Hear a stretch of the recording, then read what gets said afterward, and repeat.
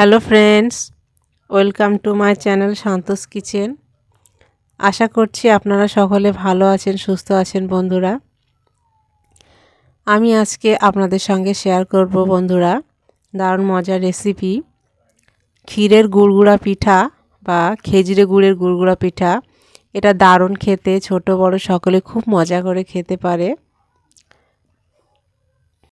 বন্ধুরা, এই রেসিপিটি দারুণ খেতে। আপনারা ভিডিওটি না দেখলে বুঝতে পারবেন না যে এত কম উপকরণ দিয়ে এমন দারুণ একটা রেসিপি হতে পারে, সেটা না দেখলে বুঝতে পারবেন না বন্ধুরা। তো বন্ধুরা, যদি ভালো লাগে তো অবশ্যই লাইক করবেন আর প্রচুর শেয়ার করে দেবেন। আর বন্ধুরা, আমার ভিডিওটি না টেনে সম্পূর্ণ দেখবেন, এটা রিকোয়েস্ট আমার আপনাদের কাছে। আর বন্ধুরা, প্রচুর প্রচুর শেয়ার করে দেবেন। তো বন্ধুরা, এটি কিভাবে করেছি সেটি দেখানোর জন্য চলে যাব রান্নাঘরে। চলেন তাহলে বন্ধুরা সকলে আমার সঙ্গে আমার রান্নাঘরে। চলে এসেছি রান্নাঘরে, আর আমি একটা এরকম ধরনের হাঁড়ি বসিয়ে দিয়েছি উনানে। উনানটা এখনও জ্বালায়নি, জ্বালিয়ে নেব পরে। প্রথমে একটু দিচ্ছি জল, এরকম ধরনের বাটি 2 বাটি দেব জল।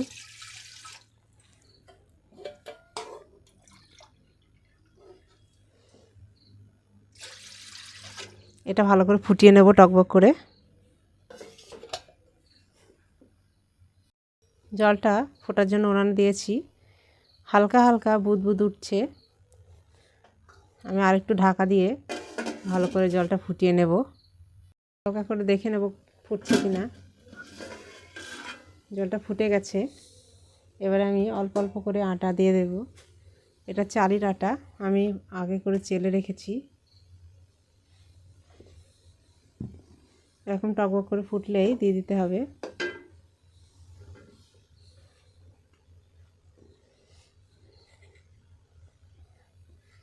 এগুলো শুকনো আটা, এভাবে নেড়ে আটাটা জলের সঙ্গে মেখে নেব।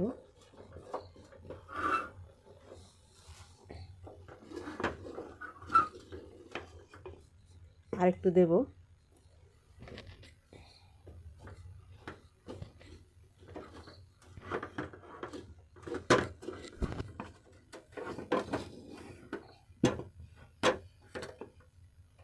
চলো রাস্তা গ্লো রেখে দেবো এই সময়।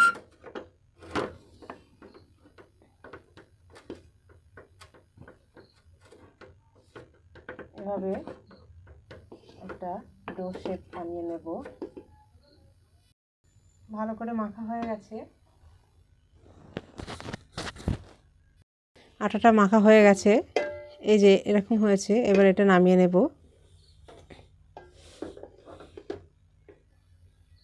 একটা পাত্রে নামিয়ে নিচ্ছি।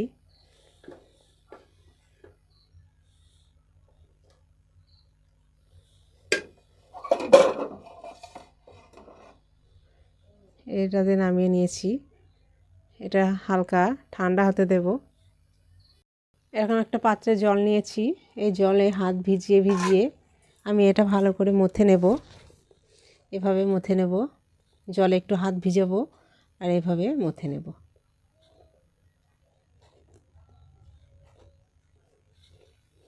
প্রথমে হালকা ছোট ছোট লাড্ডু বানাবো, তারপরে সব একসঙ্গে করে নেব।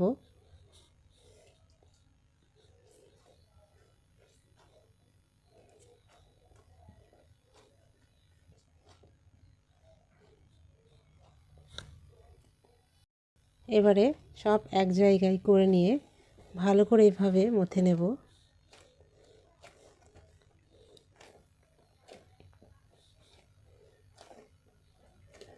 মসৃণ একটা ডোতে পরিণত করব।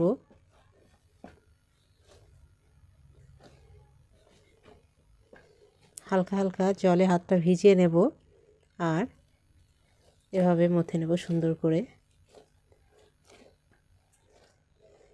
এভাবে মথে নেওয়াটা যত ভালো হবে, এই পিঠাগুলো তত সুন্দর খেতে হবে এবং ভালো হবে করতে।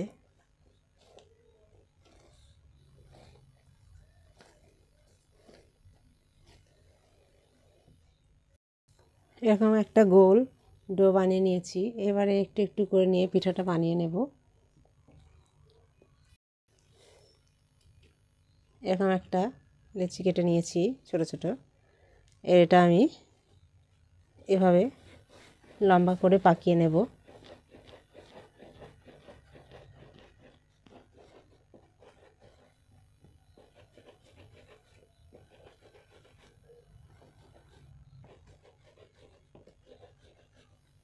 এটা একটা আলাদা সাইডে রেখে দিচ্ছি।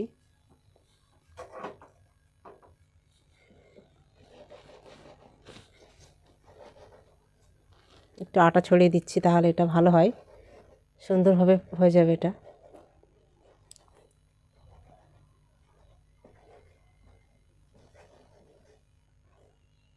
এভাবে দু টুকরো করে নিচ্ছি। এবারে আমি এই সাইজ করে কেটে নেব সব কটা। এগুলো একটু একটু এভাবে করে নেব।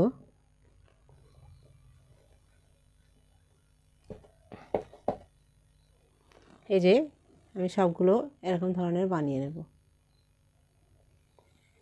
এটা হচ্ছে গুড়গুড়ি পিঠা। গুড়গুড়ি পিঠাগুলো এভাবেই বানাতে হয়। আমি আজকে গুড়গুড়ি ক্ষীর পিঠা করব। দুই মুখটা একটু এভাবে করে নেব, একদিক থেকে এভাবে চাপ দেব, আর মুখটা এটা এরকম ধরনের হবে। এই যে মুখটা একটু মোটা থাকবে, এদিকটা একটু চেপে দেব। এর নাম হচ্ছে গুড়গুড়ি পিঠা। এই গুড়গুড়ি পিঠাগুলো সব আমি এভাবেই বানিয়ে নেব।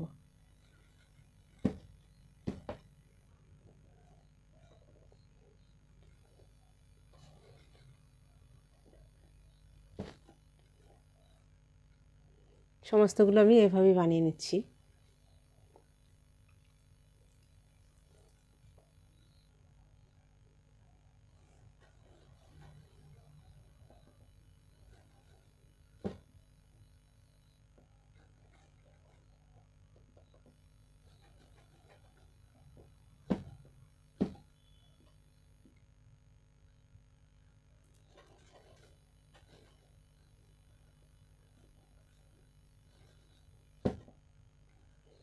প্রত্যেকগুলো আমি ঠিক সেম একইভাবে বানিয়েছি। একটু ছোট বড় হয়ে যাচ্ছে, তো কোনো অসুবিধা নেই, পিঠার সাইজটা হলেই হবে। যে এরকম সাইজটা হলেই হবে। আপনারা চাইলে একটু বড়ও করতে পারেন, চাইলে আর একটু ছোটো করে নিতে পারেন, সেটা আপনাদের খুশি। তো আমি সবগুলো এভাবে বানিয়ে নিচ্ছি। সমস্ত গুড়গুড়ি পিঠাগুলি হয়ে গেছে। এবারে আমি এটা রান্না করার জন্য চলে যাব উনানে। দিয়েছি একটা কড়াই, এখনও উনানটা জ্বালাইনি। দিয়ে দিচ্ছি খেজুরের গুড়, 500 গ্রাম খেজুরের গুড় দিচ্ছি।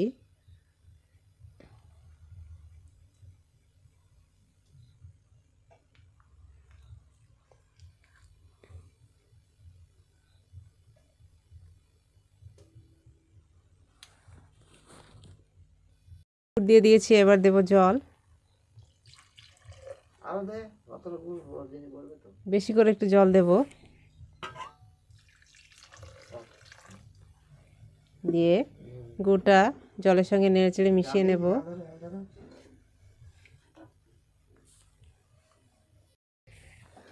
উনানটা ধরিয়ে দিয়েছি, আর গুড়টা ভালো করে জলের সঙ্গে এভাবে মিশিয়ে নেব নেড়েচেড়ে। এবারে দিয়ে দিচ্ছি স্বাদ মতো লবণ। দিয়ে দিচ্ছি দুটো তেজপাতা 4 টুকরো করে। এটা পুরোপুরি অপশনাল, না চাইলে নাও দিতে পারেন। এটা দিলে কি ফ্লেভারটা ভালো লাগে আরও। যেই ভালোভাবে ফুটে যাবে তখনই আমি পিঠাটা দিয়ে দেব। ফুটে গেছে, এবার আমি দিয়ে দেব পিঠাগুলো। এই যে পিঠাগুলো দিয়ে দিচ্ছি।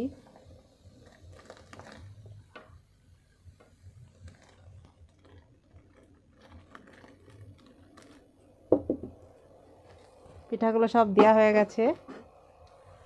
এবারে আস্তে আস্তে একটু নেড়ে নেড়ে দেব।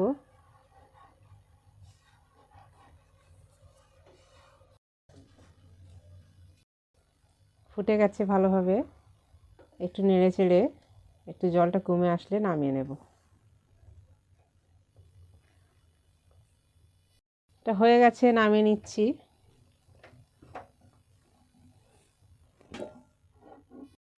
পরিবেশনের জন্য একটা পাত্র নিয়ে নিয়েছি আর পিঠাগুলো এতে নিয়ে নিচ্ছি।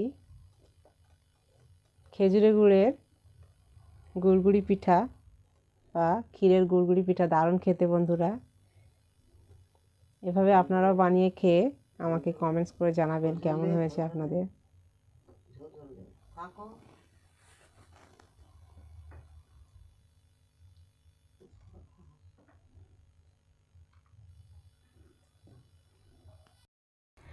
বন্ধুরা, আমার এই ক্ষীরের গুড়গুড়া পিঠা বা খেজুরের গুড়ের গুড়গুড়া পিঠা যদি আপনাদের ভালো লাগে দেখে, তো অবশ্যই প্রথমে আমার চ্যানেলটিকে সাবস্ক্রাইব করে নেবেন আর পাশে থাকা বেল বাটন দাবিয়ে দেবেন আর লাইক শেয়ার কমেন্টস অবশ্যই করবেন বন্ধুরা।